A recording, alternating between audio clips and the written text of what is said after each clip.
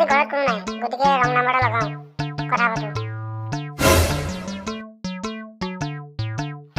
ring কৰিছে ভালেই হ'ল কথা পাতো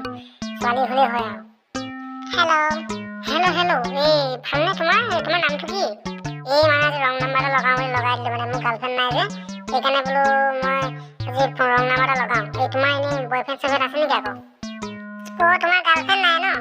ৰ'বা মই বাহিৰলৈ গৈ আছোঁ তোমাক এই বেলা মাৰিডাল লৈ গৈছোঁ ৰ'বা তই ৰং নাম্বাৰ বেলেগত নাপালি বোলে তই ঘৈণীৰ ৰং নাম্বাৰতে লগাব পালি নতুন নাম্বাৰটো ছেভ নাই হা তোক বাহিৰত গৈ মই খালি আছোঁ তোক বেলা মাৰি खत्म bye bye tata good bye sir মোৰ বেমাৰ একোৱেই নাই কিন্তু মোৰ ক'লৈকো যাবলৈ মন নাযায় একো কৰিবলৈ মন নাযায় ক'লৈকো খোজকাঢ়িবলৈ মন নাযায় এনেকুৱা কিবা মেডিচিন আছে নেকি কিবা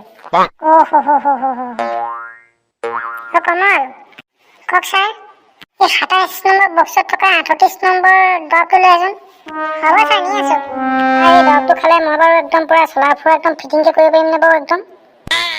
পাৰিবা তুমি ক'লে যোৱাৰ আগত এই দৰৱটো সানি ল'লেই হ'ল গাত কিবা মলম দিছে নেকি ছাৰ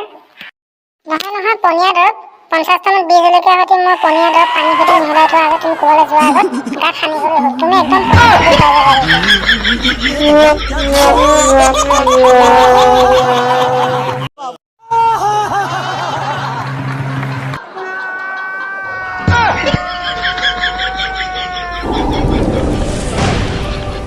আপোনাৰ হাগনি বা ভাল হৈ যাব মই লিখি দিয়া দৰৱটো আপুনি সদায় গধূলি সময়ত পানীৰ লগত মিহলাই খাব কোনটো পানীৰ লগত মিলাই খাম অৰুণাচলৰ পানীটোৰ লগত নে অসমৰ পানীটোৰ লগত